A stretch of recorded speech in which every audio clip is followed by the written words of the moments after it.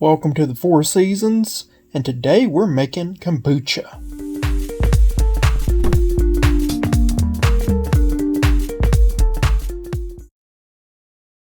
The first step in my kombucha recipe is get a 3-quart container from the Dollar Tree.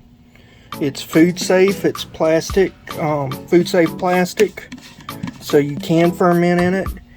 And I took just regular Lipton's black tea and added 2 quarts of fresh made black tea to 2 cups of sugar. And now I'm going to let this sit and cool, and then I'll do my next step. Alright, it is the next day, and it would not cool off. Also with these are store-bought kombuchas. Oh, I filled this up to the 3-quart line. This is a gallon container. I think I said that it was 2 quarts. Anyway, so what I did, I bought these 2 about a month ago. I drank, and by drink I mean I actually took a glass and poured off. I did not actually drink from this container, but I poured off to right there to where center of the lotus blossom is. And that gave me about 2 inches roughly of this container to use with, and I shook everything up, and they say don't shake it up. Well, I shook it up anyway. Everything I did on purpose, cause people that drink this stuff really don't know what kombucha really is. So I shook it up, and once it was shook up good, I poured off to that line, left all the swirly bits in there, drank the rest, filled it up with sweet tea. And they say you're not supposed to use the stuff with all the other additives, that it won't work. See the SCOBY? There's a green SCOBY there, but there's still a SCOBY. So yeah, they said it don't work. Well, they don't understand it does work. That's the reason why I did it, to show the ignorance of all this. Anyway, so what we're going to do now, and all I did was take paper towels and some bread ties and put on top. They say, oh yeah, leave it out in the open. You can't have it in a cabinet. Put it in a cabinet, did fine. Trust me. A lot of what they say is wrong. Alright, so what I'm going to do now is, even though this tea is too cold, really, again, I'm going to show you, it'll work. It'll warm up eventually, and they'll warm up. They're not that, fragile. So I'm just going to take the tops off these, pour the SCOBY and some of the liquid, that's the most important part, really, not the SCOBY. They say, oh, the SCOBY's so important. It's not. Get the liquid, that's the most important part, but I'm going to put some of the SCOBY in there. It doesn't hurt. And then I'm going to show you how I finish this off. Okay, there's the SCOBY. Just shake it up a little bit to loosen it up. They say don't do that. Of course I'm going to do it, just because they say not to do it. And now I'm going to pour. Of course it's going to be difficult. I may get a fork. I may do that. I'll be right back. Okay, I got a clean fork, so we'll try to get it in there. I'm going to have to kind of play with this. I'll show you once I get it into the tea container. Well, ironically, it fell to the bottom. As soon as I did, it butts out of the container. And I'm going to put the other SCOBY from the green one. I had to use the end of the spoon, or the fork, because the fork itself, the jar, was too narrow. So let me get this fished out, and we'll do the next step. Okay, I took 3 of the half sheets of paper towel, laid across. You can see where it was a little bit wet. Now watch what I do. Now I've got 6 cloves that I placed on top. and I'm gonna put another sheet of paper over this, and then I'll rubber band it. The reason for this, if you live in an environment like Florida and you do any type of fermentation, fruit flies, they are a menace. And so this will keep away any fruit flies that might try to develop. Okay, I just used a rubber band from some green onions that I bought a while back, and that right there, I'll trim up the edges, and that's it. That's the kombucha. This is the 28th of January.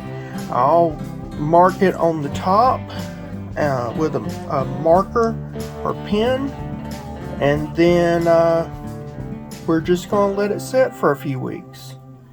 I'll see you then. Welcome back to the Four Seasons.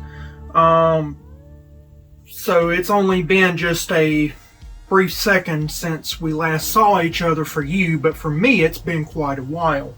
So we're now the 24th of February, and I started this Lipton tea kombucha on the 28th. And so we now have done this deal where I've fermented to a point that I'm ready to transfer. So I made a mother. I started with a store-bought, poured some of the store-bought into this to create a mother with a SCOBY, and I will show you a SCOBY in just a second. From there, now I'm ready to do the secondary part. So what I did, I'm going to be doing 14 bottles. So 14. And what I did is I bought some, I found some Bigelow green tea with pomegranate on sale at Amazon. I think I paid $2 and something, which is crazy. So I could not use this just because it was just so cheap. You can use fruit juice, you can use a number of things. So they come in individual packets. I'm not a big Bigelow tea fan, but you can see they come in individual packets, so you don't have to worry about your tea oxidizing. The packaging I find to be somewhat wonky in some ways and somewhat good in other ways. But I guess that's true with any product. But I took 14 bags, and then this is just purified water that I got from Dollar General. And I think they had 6 for $1. And so I got 2 things of that, and then I have 2 other bottles, so I'm going to do 14 total. And I boiled 14 bags of tea in 7 bottles of water. Then I took a cup, and I took a measuring cup, and I put 2 cups of sugar. I didn't want to waste your time showing how to make tea. That seemed pointless to me. So I put 2 cups of sugar after it was boiled. I let it boil. I put the tea in, cold water, brought it up to a boil, turned it off, and then I sat through 2 very long YouTube channels.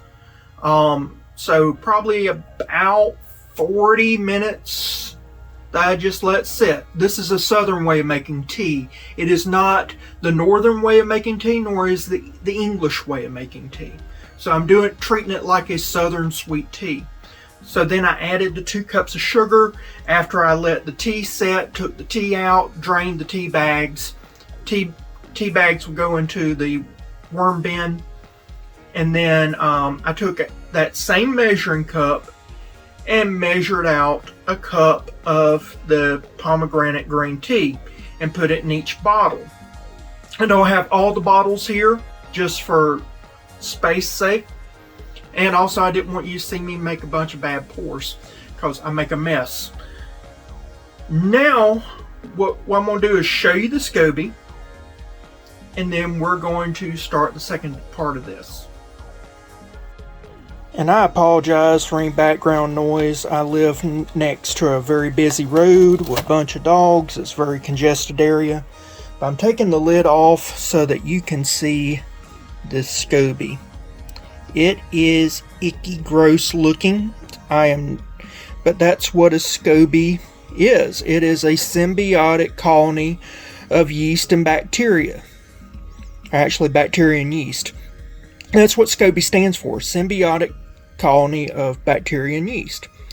And so it kind of looks gross looking, but you can see all the bubbles where it's fermenting. And that's what this will look like when I pour some fresh tea on this. I'll make some more tea with some sugar in it. The SCOBY will actually fall down due to the density change, and it'll go down to the bottom down here, and then it'll rise up to the top. And so it's almost like a gelatin like film on top. It's totally safe. You could even eat it if you wished. There's nothing wrong with it, so don't freak out. Every time you make kombucha, it's going to look gross. That's just the nature of the beast. Haha, I thought I was videoing and I was not.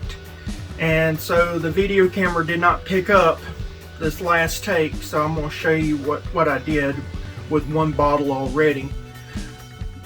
Clean, sanitized funnel, clean, sanitized 1/3 cup measuring cup. And I am making a mess now. I did a perfect pour off camera. I love it.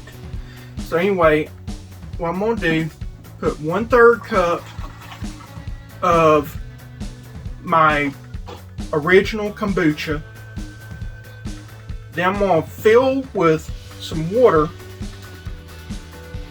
to the bottom of my funnel.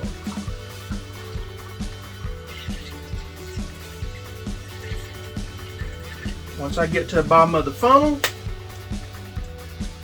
I take out the funnel and cap it. This still has a lot of sugars that are fermenting out because I put 2 cups of sugar in that, and I've got 2 cups of sugar in this. So it's still a lot of sugar, so the water is going to help with the sugar issues because I'm diabetic and I don't need all that sugar in my system. What's going to happen now, I'm going to shake this up to get stirred around and incorporated right. And then I'm going to take these bottles and I'm going to let them sit. Now I don't like to ferment normally in water bottles, but because of the nature of this product I am. They're very flexible, and I need that because I'm trying to get this to be fizzy. I want a fizzy kombucha. What's the point of drinking kombucha if it's not fizzy? So what I'm going to do, they say let it sit for 2 weeks. I find that 2 weeks is inadequate. You need to actually let it sit for about 3 to 4 weeks. I'll try it at 2 weeks. If it tastes fine, I'll do a video to let you know that, hey, this is going to be my finished product, and then I'll start drinking this up. If I don't like it, I'll show you when I finally do drink it. The only part about this I will warn, and again I apologize for the background noise. I live in a very noisy area.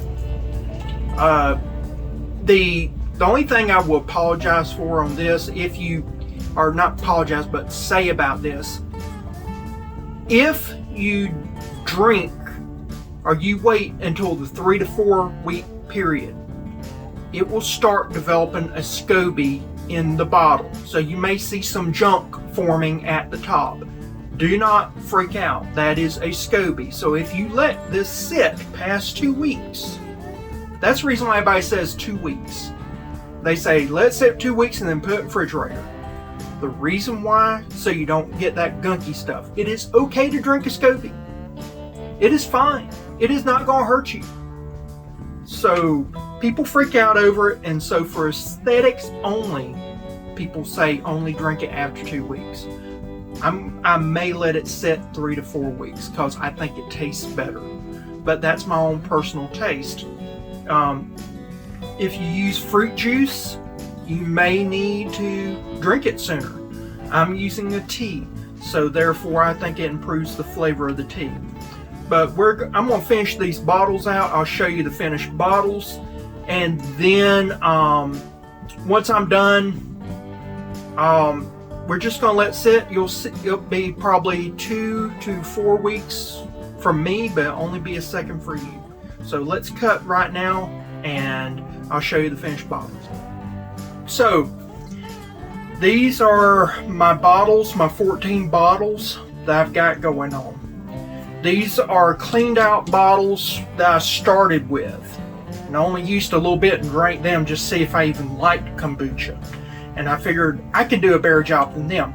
So these, I've actually had a little bit left over, and I made up some just like this, poured it into a glass, and tried it just to see what it tastes like.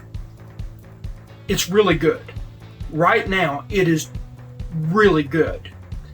I think in 2 weeks, when it has some bubbles and some fizz, it's going to eat on some of the sugar, so it'll be less sweet. But I don't need the sugars because I'm diabetic. But I think it's going to have a lot of the flavors and a lot of the profile I'm looking for. I'm very excited about this batch. And you'll see how it tastes in just a moment. Before we start the next clip in this video, I did want to talk about economy of scale. That's a business term, just basically means that there's certain processes that require certain limitations. For instance, beer, you can punch that out in a few days, have something drinkable, and it's fairly simple. I take longer in my beer, but you don't have to. There's a lot of people that they make a very good beer in just a matter of days. Meads and wines, they are a process that normally requires a lot of aging. So you need storage room. But you can make multiple batches as you wish. You can just continuously be making batches, and as they age, just replace it with the next batch that was following.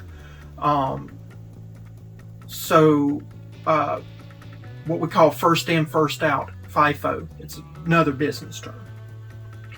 Kombucha is an odd creature. You have to have a SCOBY. So you have to have some type of starter. And that you can only have so much starter lying around at a time, and it takes a while for that starter to build up a colony big enough that you can basically impregnate a beverage. You essentially are trying to start a new colony. So what happens, you can only have so much. So that was a 3-quart container. I got about half of it using a third a cup. If I went more, which some people say you should do more, I don't do more. If you did more so that you could do that 2-week time frame that everybody talks about, then that starter would have been used up with just 14 bottles. So you have to understand that you can only get so many bottles. It's going to take a good month for me to regenerate that starter. It's going to take a minimum of 2 weeks for this to be ready. So in 2 weeks, then I can start drinking. Well, you can drink it now, but for it to actually be ready, it takes at least 2 weeks, sometimes longer. I may let this sit 3 or 4 weeks before I start drinking. This is not a drink that you want to drink, every day, multiple times a day, maybe once a day. But if you have a family of, say, 4, okay, this will not last very long if everybody has a drink. 1 drink a day. It will not last very long at all. So I just wanted to let you understand there is a unique economy of scale going on here. For me, this is sufficient because my wife, she doesn't like kombucha. And we do not have children. So it's just me and my wife, and so I don't have to worry. This is all going to me. If you have a spouse and they like kombucha, say teenagers, they like kombucha, then you're going to run into an economy of scale issue with this. You need to be aware of that and plan ahead. That there's people that they like it so much they have cupboards dedicated to kombucha. Just for the family, because they have families of 4, 5, 6, and they have big giant vats that are sitting out on counter and crocks and things of that nature, so that they can all have a drink or two whenever they wish. You just need to be aware of that. If it's just you, this is perfect. You start adding 1, 2, 3, 4. The demand will exceed your production capabilities. And that is where economy of scale comes into play. So beware of that. But if you're just dabbling in it, this is something interesting to do. I'll see you in just one moment. So welcome back. It's only been a week since we did the kombucha. And I'm just going to show you right here what's happened. So this is an infection. This is actually a SCOBY that has formed only a week after I've let it to ferment. I've heard of this happening, but I've never seen it before. They say that's a sign that you have a very active kombucha culture, so I guess I have gotten to that point. Alright, so as you can see, I've got SCOBYs forming in all of my bottles. The other thing is that the pressure is causing the bottoms of these to bulge out. That's the problem that you have when you're using water bottles. But when you open it up, good grief, it's got that effervescence. It's beautiful. I'm going to just pour this in the hopes that I can maintain that SCOBY in there. Looks like I'm going to be able, just don't want it pouring in to my glass. I'm going to save a little bit of this.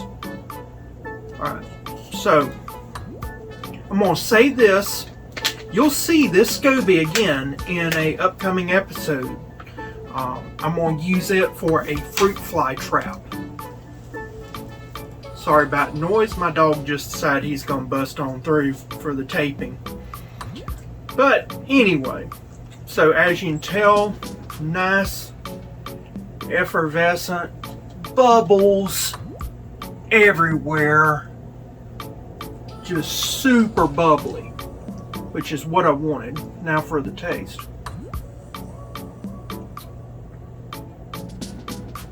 Man, I know that's supposed to be vinegar. That is the key component of what a kombucha is supposed to taste like. But this is like no vinegar you've ever had. This is not tart, it's almost crisp. It's just sweet enough.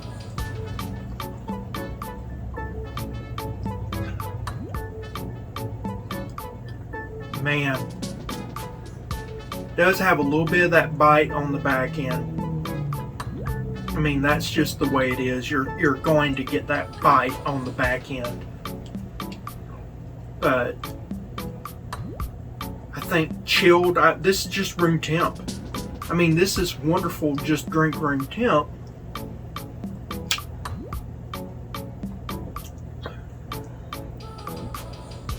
But chilled, this would be a fantastic beverage.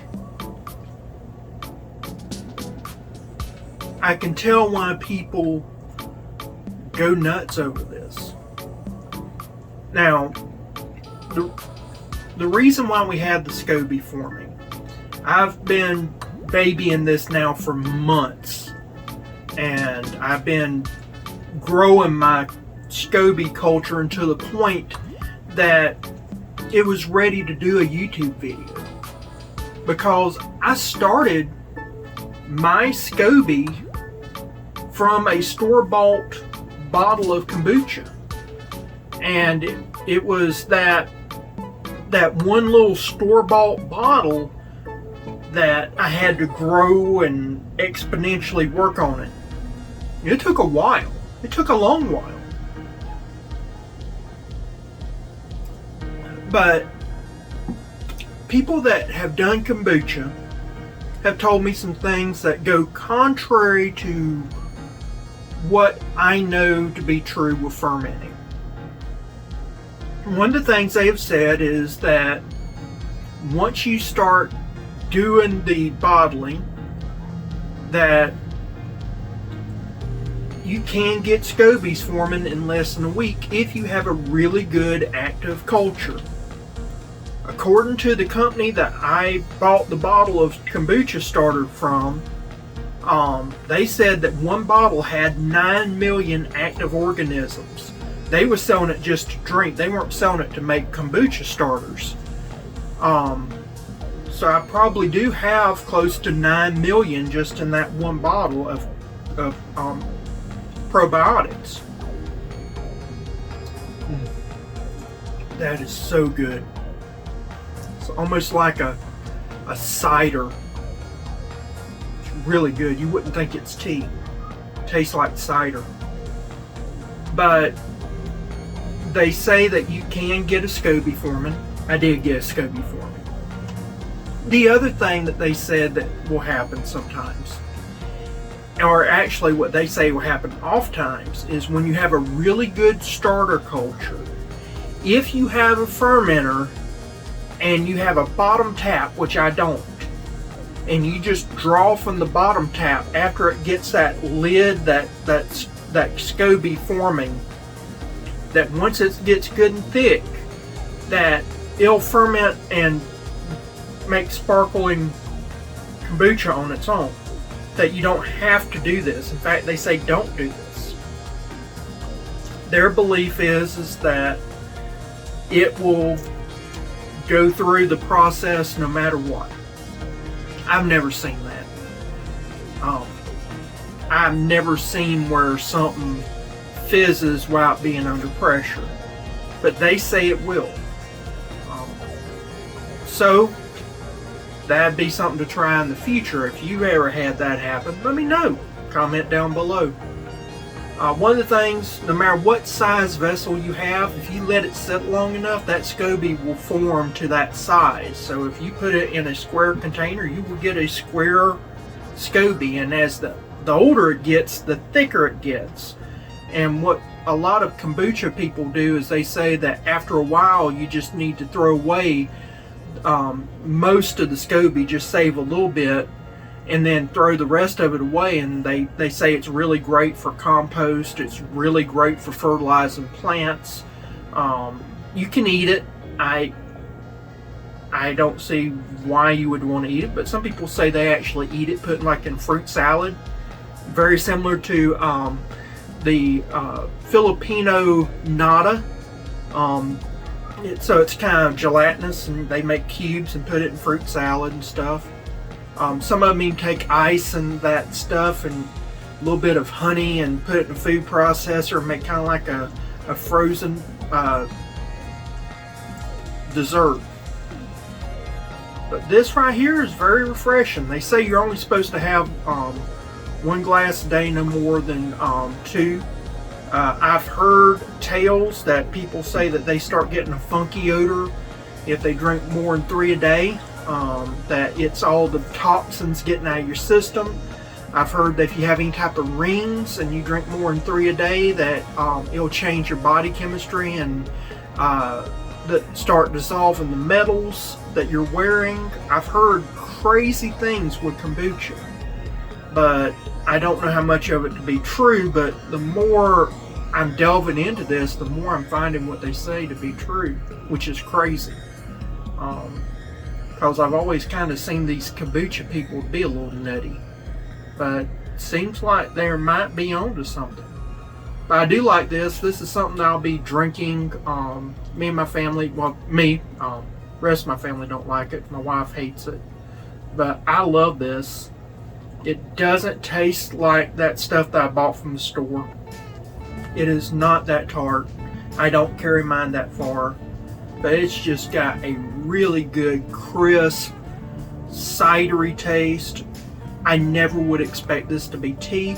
You can use fruit juice. They say you can use fruit juice. I imagine it would taste just like a cider if you had some apple juice or something like that. But that's all I got for you. Please comment with any questions or anything that you dealt with kombucha down below. Like, subscribe, just hit that bell and it'll let you know about new videos coming out. And please share it with your friends. And if you get a chance, try some kombucha. You might like it. Till next time. Bye.